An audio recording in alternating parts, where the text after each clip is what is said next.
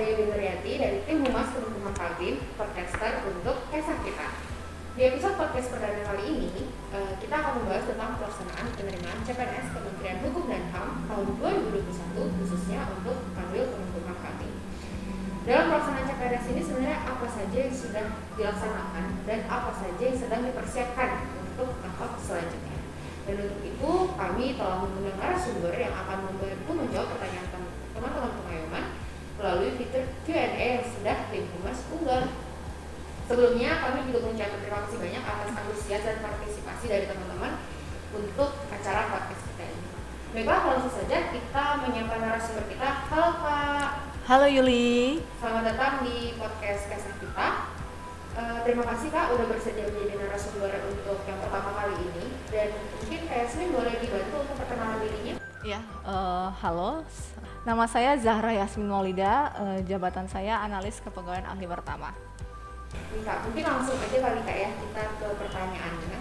Jadi seleksi penerimaan CPNS ini kan dilaksanakan setiap tahunnya nih Kak.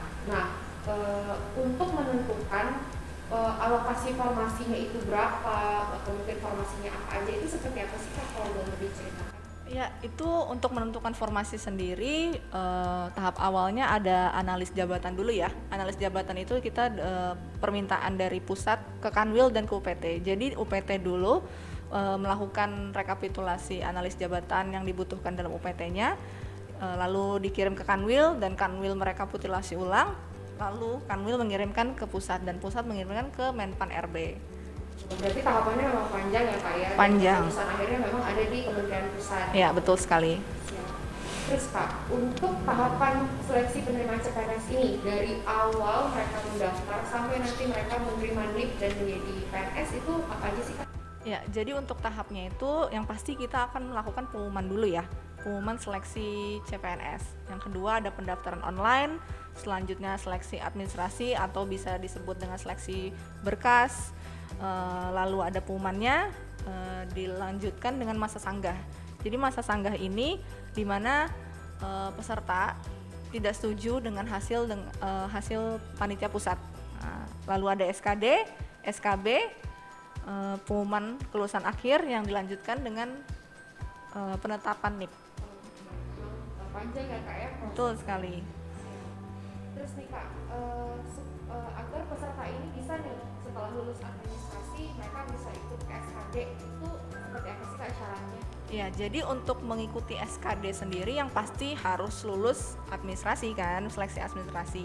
Yang dimana sudah ada persyaratan pemberkasan. Nah, berkas-berkas itu sendiri harus sesuai dan lengkap. Jadi kalaupun ada berkas yang tidak sesuai dan tidak lengkap dengan yang kita ajukan, otomatis akan gugur. Berarti emang misalkan nilainya materai 2.000 memang Ya. sesuai 10.000 gitu ya Kak ya? Ya, betul. Seperti scan berwarna gitu kan ini udah unggah online ya, karena COVID-19. Jadi scan yang diunggah memang harus berwarna. Terus Kak, setelah SKD, mereka nanti kan ikut CAT yang SKD itu. Iya. Lalu syarat untuk bisa ikut ke tahapan SKB itu seperti apa? Syarat ikut tahapan Ke SKB supaya mereka bisa lanjut lagi. lanjut ke SKB gitu ya. Jadi dia untuk lanjut ke SKB itu dia harus lulus passing grade dulu. Passing grade di SKD. Jadi SKD itu ada 3 jenis soal, yaitu TWK, TIU, dan TKP. Untuk TWK sendiri passing grade-nya 65, TIU 80, dan TKP 166. Nah, setelah lulus ketiga passing grade itu dijumlah dan akan dikali 3 kali formasi. Oh, di ranking gitu Di ya? ranking, Pak, ya? betul. Berarti misalkan formasinya untuk 3 orang, berarti untuk yang bisa ikut ke SKB lagi 3 kali 3 9 orang. 9 orang yang untuk berhak ikut SKB. SKB. Siap. Apa saja diujikan nih Kak dalam tes SKB? Untuk SKB sendiri kan terbagi menjadi 2 ya, ada SLTA dan non SLTA.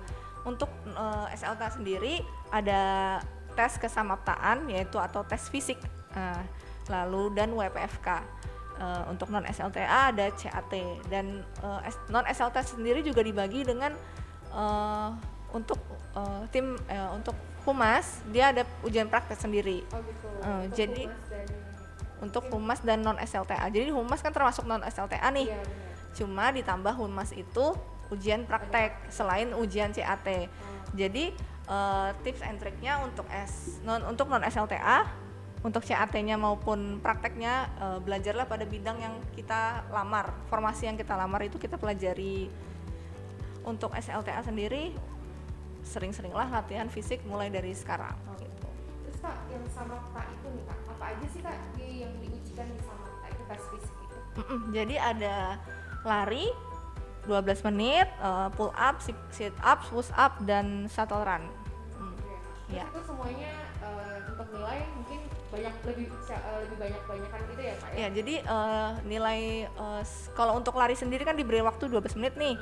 Jadi dalam 12 menit itu kamu udah bisa berapa putaran. Nah, untuk pull up, sit up, push up, dan shuttle run itu dalam 1 menit itu dapat jumlahnya gitu. Terus kalau untuk WPFK Kak, cara pengamatan fisik dan keterampilan. Itu apa gitu Kak? Untuk WPFK sendiri biasalah ya kayak kita wawancara dalam melamar pekerjaan, yang pasti attitude harus itu nomor 1 juga dalam penilaian, dan skill bahasa Inggris kita juga diuji di situ, dan jika ada kelebihan seperti menari, mengaji, pernah ikut lomba dalam provinsi atau PON, itu bisa kayak gitu. Dan untuk pengamatan fisik, karena kita ASN, PNS, jadi pengamatan fisiknya itu tidak boleh ada tindik dan tato, kecuali tindik tato yang memang keagamaan atau adat, dilengkapi dengan surat-surat yang surat dari adatnya pendukung. itu ya, Betul. Itu syarat adatnya mereka. Iya, betul. Tapi kalau misal wanita berarti tindik telinga kan boleh ya? Iya, kecuali di luar telinga, iya. Terus nih Kak, mungkin sekarang saya mau bacain beberapa pertanyaan yang langsung dari teman-teman kita yang udah ikut seleksi Kak. Di sini ini Kak, untuk seleksi SKB nanti, mungkin ini untuk yang SLTA ya Kak. Seleksi SKB apakah nanti akan diukur tinggi badan lagi? Karena kan mereka sebelumnya mencantumkan tinggi badan. Ya, di surat kesehatan tersebut. Jadi benar, nanti sebelum pelaksanaan tes Samapta itu, tes fisik, akan dilakukan pengukuran tinggi badan di awal. Jadi jika tinggi badannya tidak sesuai dengan persyaratan, otomatis akan gugur. Oh gitu, langsung ya Kak ya? Langsung. Jadi dia nggak ikut lagi. Jadi kalau dia udah gugur, ya nggak ikut SKB gitu. Iya. Nah, terus kayaknya juga banyak banget. Mungkin ini lebih ke daerah-daerah lain juga ya Kak ya. Apakah pelaksanaan kita SKD kita di Kaltim ini, apakah sudah sesuai dengan apa yang memang diharuskan, dan apakah ada pengawasan Kak mungkin dari pusat atau dari BKN sendiri? Ya, jadi misalkan jadi setiap pelaksanaan seleksi CPNS itu pasti mendatangkan panitia pusat, dan juga ombudsman juga pasti akan mengawasi. Jadi kita bersurat ke ombudsman bahwa kita punya pelaksanaan seleksi CPNS ini, dan mereka akan mengawasi secara langsung.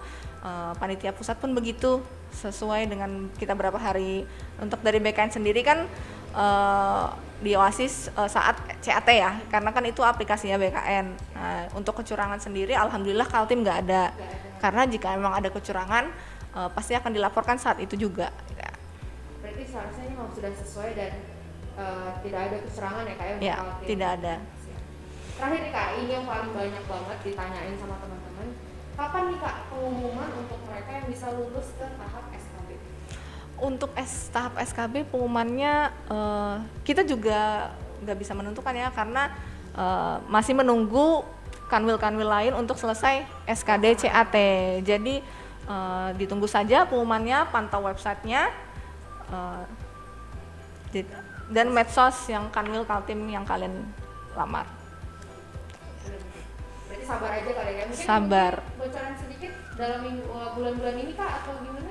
Insya Allah dalam bulan ini semoga tidak ada halangan, tidak ada halangan dan hambatan, lancar semuanya. Jadi diumumkan dalam bulan ini juga. Terima kasih banyak Kak Yasmin atas waktunya, penjelasannya juga nih teman-teman.